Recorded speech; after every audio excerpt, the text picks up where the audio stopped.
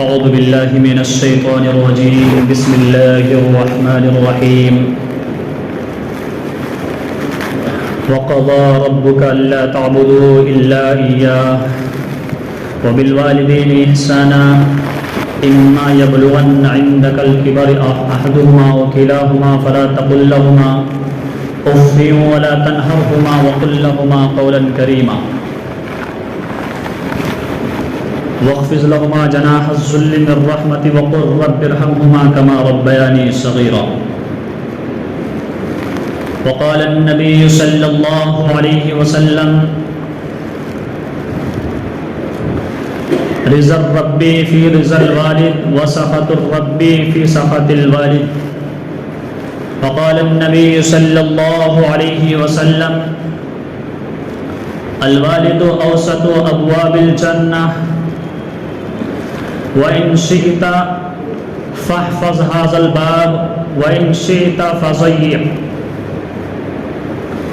صدق الله مولانا العظيم وصدق رسوله النبي الكريم ونحن على ذلك من الشاهدين والشاكرين والحمد لله رب العالمين. عزیزان ملت، بزرگان دین اور ملت اسلامیہ کے غیور فرزندوں،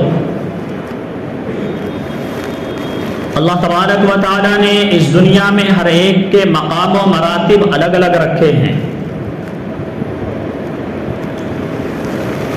یوں تو سماج اور سوسائٹی میں ہر ایک کا احترام اور ہر ایک کی قدر اور ہر ایک پر جو ہے اچھے برتاؤ کے ساتھ پیش آنا چاہیے.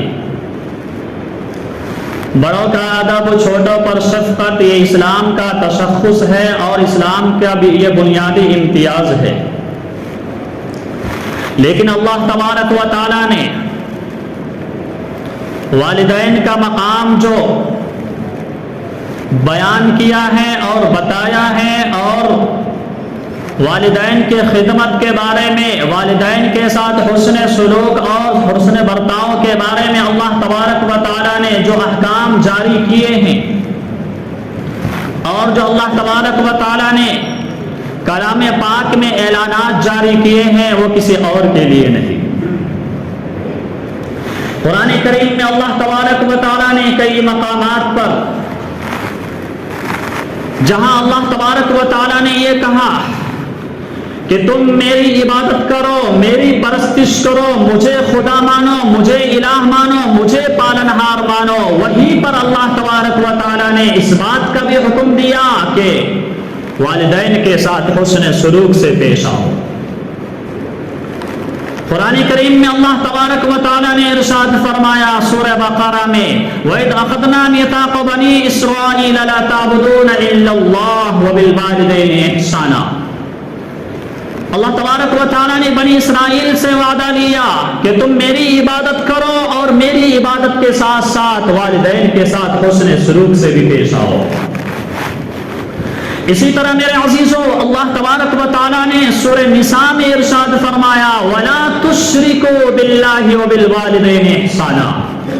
کہ اللہ کے ساتھ کسی کو شریک مت ٹھہراؤ، اللہ کے ساتھ کسی کو معبود مت بناؤ، اللہ کے ساتھ کسی کو ساچی، اللہ تبارک و تعالیٰ کو کسی کے ساتھ الہ مت شمار کرو. اور فرمایا اللہ تبارک و تعالیٰ نے وَبِالْوَالِدَيْنِ إِحْسَانًا والدین کے ساتھ حسن سلوک سے پیش آؤ، والدین کے ساتھ اچھے اخلاق سے پیش آؤ، والدین کے ساتھ اچھے برتاؤ کرو. میرے عزیزو، اللہ تبارک و تعالیٰ نے قرآن کریم کے سورہ بنی اسرائیل میں ارشاد فرمایا اور بہت ہی واضح انداز میں ارشاد فرمایا اور بہت ہی تاکیدی انداز میں ارشاد فرمایا وَقَضَى رَبُّكَ أَلَّا تَعْبُدُوا إِلَّا إِيَّاهُ وَبِالْوَالِدَيْنِ إِحْسَانًا إِمَّا يَبْلُغَنَّ عِندَكَ الْكِبَرَ أَحَدُهُمَا أَوْ كِلَاهُمَا فَلَا تَقُل لَّهُمَا أُفٍّ وَلَا تَنْهَرْهُمَا وَقُل لَّهُمَا قَوْلًا كَرِيمًا. اللہ تبارک و تعالیٰ نے سورہ بنی اسرائیل میں اپنے کلام میں ارشاد فرمایا تیرے رب نے یہ فیصلہ کر دیا ہے اللہ تعبدوا الا اللہ کہ تم اللہ کی عبادت کرو، اللہ کی پرستش کرو، اسی کو خدا مانو، اور فرمایا وَقَضَىٰ رَبُّكَ أَلَّا تَعْبُدُوا إِلَّا إِيَّاهُ وَبِالْوَالِدَيْنِ إِحْسَانًا، والدین کے ساتھ حسن سلوک سے پیش آؤ۔ میرے عزیزو، اللہ تبارک و تعالیٰ نے والدین کے بارے میں کئی مقامات پر یہ حکم سنایا ہے اور یہ فرمان جاری کیا ہے۔ وجہ اس کی یہ ہے کہ اللہ تبارک و تعالیٰ نے فرمایا ہے کہ حقیقی معنی میں پیدا کرنے والی ذات تو میں ہوں، لیکن میرے ساتھ ساتھ پیدائش کے معاملے میں، پیدا کرنے کے سلسلے میں، اور جو ہے وہ اولاد کی تربیت کے سلسلے میں والدین بھی برابر کے شریک ہے۔ میرے عزیزوں، ایک ماں باپ کو خدمت کی ضرورت کب پڑتی ہے؟ جب ماں باپ کے ہاتھ پاؤں کمزور ہو جائے،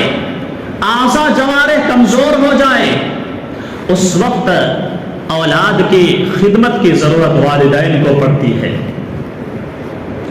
اسی وجہ سے اللہ تبارک و تعالیٰ نے ارشاد فرمایا کہ جب تمہارے والدین میں سے کوئی ایک یا دونوں کے دونوں بڑھاپے کی عمر کو پہنچ جائیں، ان کے حالت جب صحیح نہ ہو، آنکھوں سے دکھائی آنکھوں سے کم نظر آنے لگے، اور کانوں کے اندر جو ہے سننے کی طاقت کم ہو جائے، اور جو ہے دیکھنے کی طاقت کم ہو جائے، سمجھنے کی طاقت کم ہو جائے، اور زبان سے جو جملے نکلے وہ صحیح طریقے پر نہ نکلنے لگے، ایسے حالت میں، یعنی بڑھاپے کی حالت میں، اور ایسی عمر میں پہنچ جائے کہ پھر اس کو آپ کی خدمت کی ضرورت ہو، تو اللہ تبارک و تعالیٰ نے ارشاد فرمایا اما یبلغن عندک الکبر او احدہما او کلاہما فلا تقل لہما، ایسی حالت میں جب وہ زبان سے طرح طرح کے کڑوی کسیلی باتیں نکالنے لگے، ایسی حالت میں ان کو اف بھی مت کہنا، ولا تنہرہما، اور ان کو جھڑکنا بھی مت۔ اور ساتھ ساتھ میں ارشاد فرمایا وَقُلْ رَبِّ ارْحَمْهُمَا كَمَا رَبَّيَانِي صَغِيرًا، اور اپنے والدین کے لیے اللہ تبارک و تعالیٰ سے دعا کرتے رہنا، اے اللہ جس والدین نے بچپنے کی حالت میں میری پرورش کی ہے، جب ہم ہر چیز کے محتاج تھے، یا اللہ آج تو اس پہ اوپر رحم فرما اور اس کی صحیح معنی میں تربیت پرورش فرما۔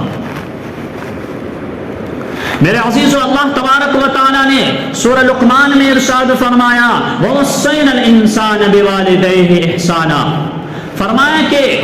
والدین کے بارے میں یہ وصیت کر دی گئی ہے، والدین کے بارے میں یہ اعلان کر دیا گیا ہے، والدین کے بارے میں یہ تاکیدی حکم سنا دیا گیا ہے کہ والدین کے ساتھ حسن سلوک سے پیش آؤ۔ والدین اور ماں اور باپ کے مقابلے میں ماں کا مقام زیادہ بڑا ہے، اللہ تبارک و تعالیٰ نے اس مقام کا بھی خیال رکھا ہے۔ اللہ کے تبارک و تعالیٰ نے قرآن کریم میں ارشاد فرمایا کہ ماں کا مقام بڑا ہے، ماں کا مقام زیادہ بڑا ہے، فرمایا حملتہ امہ کرہا ووضعتہ کرہا، کہ ماں کا احترام کرو، اس وجہ سے کہ انہوں نے ایسی ایسی تکلیف برداشت کی ہے، ایسی ایسی پریشانیاں اور مصیبت کو انہوں نے جھیلا ہے کہ جس پریشانی کے بارے میں انسان تصور نہیں کر سکتا ہے، ایسی ایسی پریشانی کو ماں نے جھیلا ہے۔ اس وجہ سے میرے عزیزوں، اللہ کے رسول صلی اللہ علیہ وسلم نے بھی ماں کے مقام کو بڑھا کر بیان کیا ہے، ماں کے مقام کو زیادہ بیان کیا ہے۔ میرے عزیزوں، اللہ کے رسول صلی اللہ علیہ وسلم کے پاس ایک شخص آیا اور اس نے کہا اے اللہ کے رسول من احق الناس بحسن صحبتہ، فرمایا کہ حسن صحبت کا سب سے زیادہ حقدار کون ہے؟ میرے حسن صحبت کا، حسن اخلاق کا، حسن برتاؤ کا سب سے زیادہ حقدار کون ہے؟ تو اللہ کے رسول صلی اللہ علیہ وسلم نے ارشاد فرمایا امک، وہ تیری ماں ہے کہ تم اس کے ساتھ حسن سلوک سے پیش آؤ۔ اس صحابی رسول نے، اس شخص نے اللہ کے رسول صلی اللہ علیہ وسلم سے دوبارہ سوال کیا ثم من، اس کے بعد پھر کس کے ساتھ حسن سلوک سے پیش آؤں؟ پھر اللہ کے رسول صلی اللہ علیہ وسلم نے ارشاد فرمایا تیری ماں ہے تو اس کی خدمت کر۔ پھر تیسری مرتبہ سوال کیا کہ بتائیے اس کے بعد ثم من، پھر کس کی خدمت کرو؟ میرے عزیزو، تین مرتبہ اللہ کے رسول صلی اللہ علیہ وسلم نے ارشاد فرمایا کہ تیرے حسن سلوک کا زیادہ حقدار تیری ماں ہے۔ جب چوتھا مرتبہ سوال کیا گیا تو اللہ کے رسول صلی اللہ علیہ وسلم نے فرمایا ثم ابوک، پھر تیرے باپ ہے حسن سلوک کے محتاج، پھر تمہارے والد محترم ہے حسن سلوک کے محتاج، حسن سلوک کے حقدار۔ میرے عزیزوں، ماں کا مقام بہت زیادہ ہے۔ یہ تین مرتبہ اللہ کے رسول صلی اللہ علیہ وسلم نے ماں کے بارے میں حسن سلوک کے ساتھ برتاؤ کرنے کا حکم کیوں دیا؟ اس وجہ سے دیا کہ ماں نے کئی مرتبہ ایسی پریشانیاں اٹھائی ہے کہ جو والد نے نہیں اٹھایا ہے کسی اور نے نہیں اٹھایا ہے۔ علماء فرماتے ہیں کہ جب بچہ پیٹ میں ہوتا ہے اور ماں کو تکلیف ہوتی ہے، اس تکلیف کو کوئی اور نہیں برداشت کر سکتا ہے، کوئی اور جو ہے اس تکلیف کو محسوس نہیں کر سکتا ہے، کوئی اور جو ہے اس تکلیف کو نہیں سمجھ سکتا ہے، صرف ماں ہی ہے جو اس تکلیف کو محسوس کر سکتی ہے اور برداشت کر سکتی ہے۔ اللہ کے رسول صلی اللہ علیہ وسلم نے فرمایا، علماء فرماتے ہیں کہ تین مرتبہ ماں کے بارے میں کیوں فرمایا کہ ماں کے ساتھ حسن سلوک سے پیش آؤ؟ فرمایا سب سے پہلی چیز تو یہ ہے کہ ماں نے اپنے بچے کو 9 مہینہ پیٹ میں رکھا، اس کی تکلیف کو اس نے برداشت کیا، پھر جب بچہ پیدا ہو رہا تھا پھر اس کی تکلیف کو برداشت کیا، پھر جب بچہ پیدا ہو گیا، ولادت ہو گئی، اس روئے زمین پر آ گیا، 2.5 سال تک اسی ماں نے اپنے خون جگر سے دودھ بنا کر کے بیٹے کے حلق میں اتارا۔ تو علماء فرماتے ہیں اسی وجہ سے اللہ کے رسول صلی اللہ علیہ وسلم نے ارشاد فرمایا کہ ماں کے ساتھ حسن سلوک سے پیش آؤ، اور بار اس کا حکم فرمایا۔ اللہ کے رسول صلی اللہ علیہ وسلم نے ارشاد فرمایا رغم انفہ قیل من یا رسول اللہ، صحابی رسول نے پوچھا، اللہ کے رسول صلی اللہ علیہ وسلم نے ارشاد فرمایا اس کی ناک خاک آلود ہو جائے، اس کی ناک خاک آلود ہو جائے، اس کی ناک خاک آلود ہو جائے۔ صحابہ نے پوچھا قیل من یا رسول اللہ، کون ہے وہ شخص جس کی ناک خاک آلود ہو جائے؟ تو اللہ کے رسول صلی اللہ علیہ وسلم نے ارشاد فرمایا الذی ادرک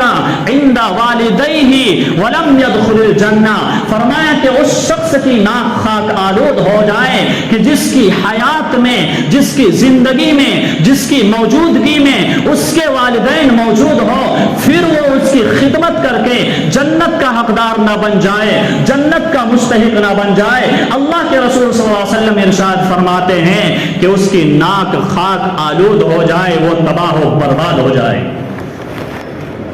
اللہ کے رسول صلی اللہ علیہ وسلم ارشاد فرماتے ہیں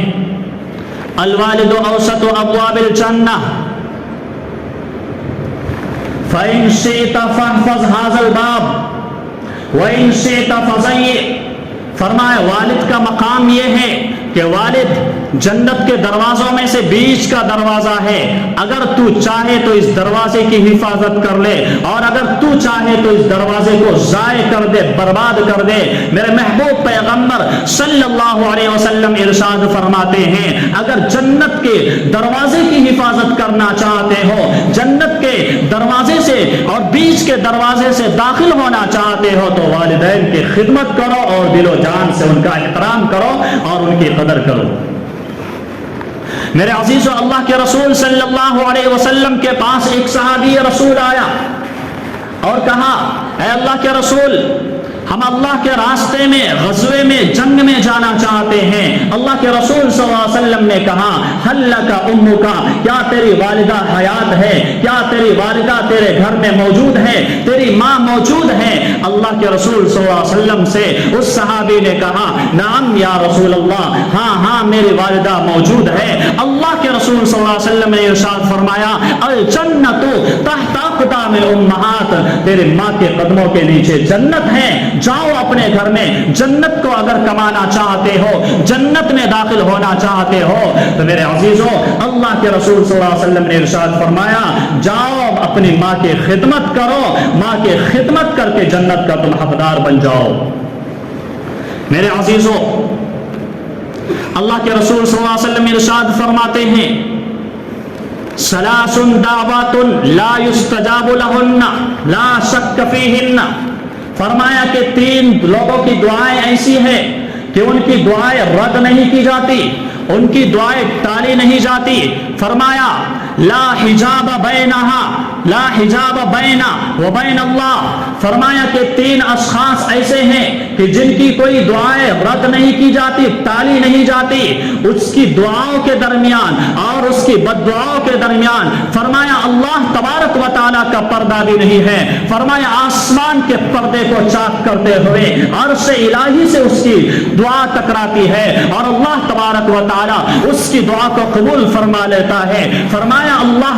के रसूल सल्लल्लाहु अलैहि वसल्लम ने दावतुल मजलूम, मजलूम की दुआ से बद्दुआ से बचो, मजलूम जब बद्दुआ करती है तो उसकी दुआ अर्श से टकराती हुए और अल्लाह तबारक व तआला के हुजूर पेश हो जाती है। फरमाया दुआ दावतुल मुसाफिर, मुसाफिर की दुआ फौरन कबूल हो जाती है। और इसी तरह फरमाया व दावतुल वालिदी लिवलदिन, वालिद की दुआ औलाद के लिए फौरन कबूल हो जाती है और वालिद की बद्दुआ भी औलाद के लिए फौरन कबूल हो जाती है। मेरे अजीजों, एक मशहूर सहाबी है, बहुत ही मशहूर सहाबी है हजरत अलकमा रज़ी अल्लाह ताला अन्हु। सहाबी का मकाम क्या है मेरे अजीजों, इतना बड़ा मकाम कि सारी दुनिया के बुजुर्गाने दीन, सारी दुनिया के औलिया जमा हो जाए, अख्ताब जमा हो जाए, अब्दाल जमा हो जाए, एक अदना से सहाबी के मकाम और रुतबे को और उसकी फजीलत को हासिल नहीं कर सकता। सहाबी का वो मकाम है मेरे अजीजों। अलकमा रज़ी अल्लाह ताला अन्हु एक सहाबी रसूल है मेरे अजीजों। जब उनके इंतकाल का वक्त करीब आया, उनकी जबान से कलमे शहादत जारी नहीं हो रहा है। तमाम के तमाम लोग परेशान हो गए। सहाबी या रसूल है, नमाजों की पाबंदी कर रहे हैं, रोजों की पाबंदी कर रहे हैं, हज भी इन्होंने किया, सारे अहकामात पर अमल कर रहे हैं, करते हुए इनकी मौत आ रही है। इसके बावजूद इनकी जबान से कलमे शहादत क्यों जारी नहीं हो रहा है? अल्लाह के रसूल सल्लल्लाहु अलैहि वसल्लम ने अलकमा की बीवी से पूछा, हजरत अलकमा की अहलिया मुहतरमा से पूछा कि बताओ इस अलकमा ने कौन से ऐसा जुर्म किया है, कौन से ऐसी खता की है, कौन से ऐसी गलती की है कि जिस गलती की वजह से अलकमा की जबान से कलमे शहादत जारी नहीं हो रहा है? मेरे अजीजों, उसकी बीवी ने कहा कि कुछ दिनों से इसकी माँ नाराज चल रही है, जिसकी बिना पर वो अलग थलग रहती है। अल्लाह के रसूल सल्लल्लाहु अलैहि वसल्लम ने एक सहाबी को भेजा कि जाओ उसकी माँ को बुला कर लाओ। चुनांचे उसकी माँ आई। अल्लाह के रसूल सल्लल्लाहु अलैहि वसल्लम ने कहा, अलकमा की माँ, तुम अलकमा को माफ कर दो। उसकी माँ ने कहा, मैं इसे माफ नहीं कर सकती, इसने मुझे तकलीफ पहुंचाई है, इसने मुझे परेशान किया है। अल्लाह के रसूल सल्लल्लाहु अलैहि वसल्लम ने हजरत बिलाल को हुक्म दिया, बिलाल जाओ जंगल जाकर लकड़ियां लाओ और लकड़ियों में आग सुलगाओ, आग जलाओ और उसके बाद अलकमा को उस आग में झोंक दिया जाए। माँ तो मेरे अजीजों माँ होती है, माँ तो तड़प जाती है, माँ तो परेशान हो जाती है। फौरन अलकमा की माँ परेशान हो गई, तड़प गई। उसकी माँ ने कहा कि आज जो है दुनिया की आग में अलकमा को जलाया जाएगा, कल जो है फिर दोज़ख की आग में अलकमा को जलाया जाएगा। इससे बेहतर यह है कि दोज़ख की आग में अलकमा ना जले। उसकी माँ ने कहा, मैं आपको गवाह बनाती हूँ कि मैं जो है अलकमा को माफ करती हूँ। मेरे अजीजों, अलकमा सहाबी रसूल है, सिर्फ माँ की नाराजगी वहां पर हाइल हो रही थी, उसकी जबान से कलमे शहादत जारी नहीं हो रहा था। जैसे ही उसकी माँ ने माफ किया, तुरंत कलमे शहादत जारी हुआ और जो अलकमा की रूह उसके जिस्म से परवाज कर गई। मेरे अजीजों, आज हम अल्लाह की नाफरमानी ना जाने कितनी करते हैं और वालिदैन के साथ ना जाने किस तरह के बर्ताव करते हैं। वालिदैन के साथ ना जाने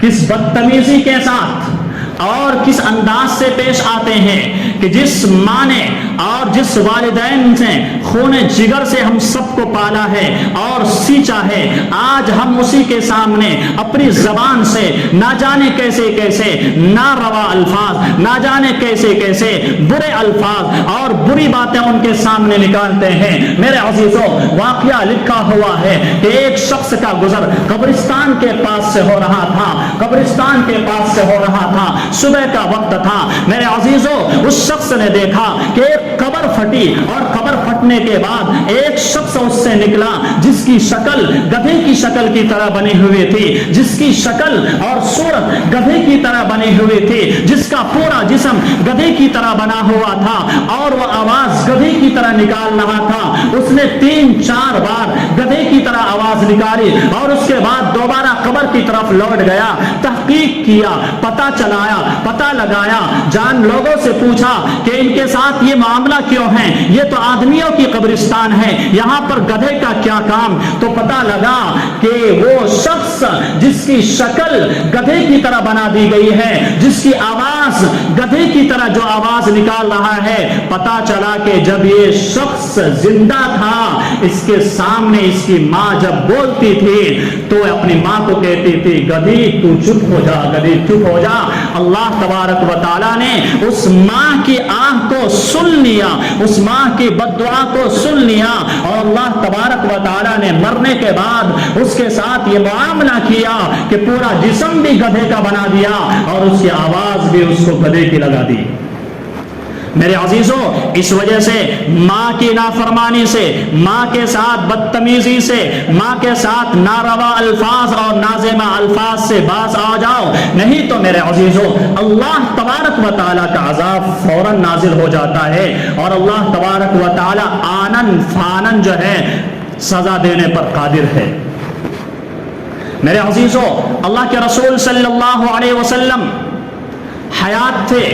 اسی وقت ایک بہت بڑے تابعی ہے حضرت اویس قرنی رحمت اللہ علیہ۔ اللہ کے رسول صلی اللہ علیہ وسلم کا زمانہ انہوں نے پایا، لیکن اللہ کے رسول صلی اللہ علیہ وسلم سے ملاقات نہیں ہوئی۔ مدینہ منورہ بھی گئے لیکن ملاقات نہیں ہوئی۔ پھر اللہ کے رسول صلی اللہ علیہ وسلم سے جب ملاقات نہیں ہوئی تو اللہ کے رسول صلی اللہ علیہ وسلم کو جب خبر ملی کہ اویس یمن کا رہنے والا شخص مجھ سے ملنے کے لیے آیا تھا، مجھ سے ملاقات نہیں ہوئی، تو اللہ کے رسول صلی اللہ علیہ وسلم نے حضرت اویس قرنی کے بارے میں یہ فرمایا کہ اے عمر، اے ابو بکر، اے علی، جب اویس سے تم ملو تو ان سے جو ہے اپنے لیے دعائے مغفرت کروانا۔ میرے عزیزوں، اللہ کے رسول صلی اللہ علیہ وسلم اس دنیا سے چلے گئے، ایک زمانہ آیا کہ حضرت عمر فاروق رضی اللہ تعالی عنہ حرم شریف میں موجود تھے۔ وہ خیال آیا کہ اللہ کے رسول صلی اللہ علیہ وسلم نے کہا تھا کہ اویس قرنی کے بارے میں کہا تھا کہ اویس قرنی سے دعا کروانا۔ میرے عزیزوں، یہ صحابی رسول حضرت علی اور حضرت عمر فاروق رضی اللہ تعالی عنہ دونوں ان کے پاس گئے اور ان سے دعا کروائی۔ میرے عزیزوں، یہ مقام ان کو کیوں ملا کہ ایک امیر المؤمنین اور خلیفہ راشدین اور عشرہ مبشرہ میں سے ایک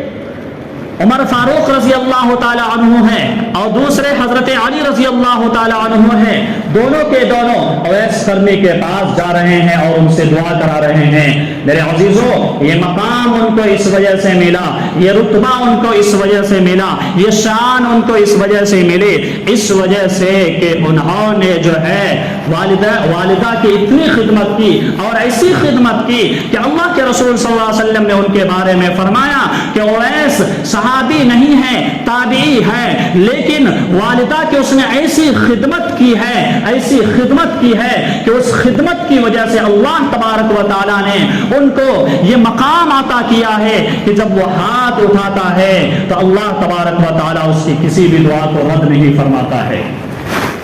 میرے عزیزوں، آج ہم اپنی والدہ کے ساتھ نہ جانے کیسے کیسے سلوک کرتے ہیں۔ ایک شخص کی ماں نے قاضی کی عدالت میں جا کر یہ شکایت کی کہ میرا بچہ میرا نافرمان بن گیا ہے، میرا کہا نہیں سنتا ہے اور میرے ساتھ بدتمیزی کے ساتھ پیش آتا ہے۔ تو قاضی نے ایک شخص کو کہا کہ جاؤ گھڑا لے کر آؤ، جس میں پانی ڈالتے ہیں، جاؤ مٹکا لے کر آؤ۔ اور قاضی نے ایک شخص کو کہا کہ اس شخص کے پیٹ میں مٹکا باندھ دو، گڑا باندھ دو۔ چنانچہ اس کے پیٹ میں گڑا باندھ دیا گیا اور کہا یہ پورے عدالت میں، پورے کچہری میں جو ہے آپ جو ہے جھاڑو لگاؤ۔ ابھی جو ہے 2-4 ہی قدم چلا تھا کہ اس شخص سے اٹھا نہیں جا رہا تھا۔ وہ شخص پریشان ہو گیا اور چیخنے لگا، چلانے لگا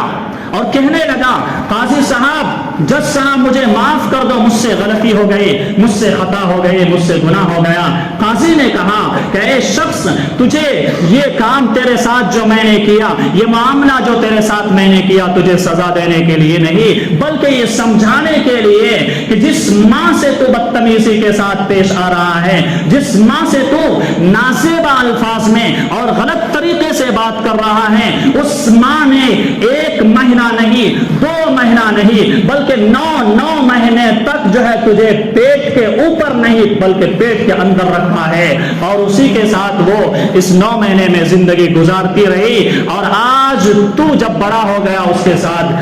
بدسلوکی کے ساتھ پیش آ رہا ہے۔ اس وجہ سے میرے عزیزو، والدین کے ساتھ حسن سلوک سے پیش آؤ، والدین کے ساتھ حسن برتاؤ کے ساتھ پیش آؤ، والدین کا کہا مانو، اور والدین کے ساتھ والدین کی خدمت کر کے جنت کا مستحق بن جاؤ۔ جن کے والدین